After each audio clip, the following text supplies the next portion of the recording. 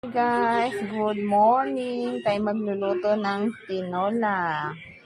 Yan, na-prepare ko ng ating mga sahog at isangkot siya lang natin yan guys. Pag sinasangkot siya natin ng ganito yung ating chicken, mas mapapalabas natin yung tunay na lasa niyan kaysa igisa natin siya sa mantika. Yan. Isunod na natin ilagay dyan ng ating bawang. Layang mantika guys ha. Basta pag ako nagluto ng mga ganito, walang mantika. And yung ating sibuyas.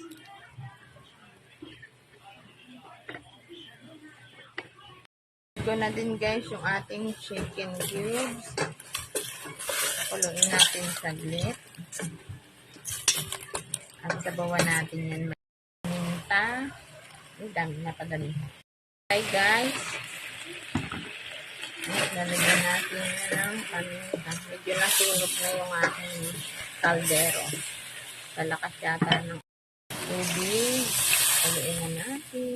Guys, yung pinakuluan kong chicken kanina at sinangkot siya. Lasan-lasa na ang lasa niyan guys.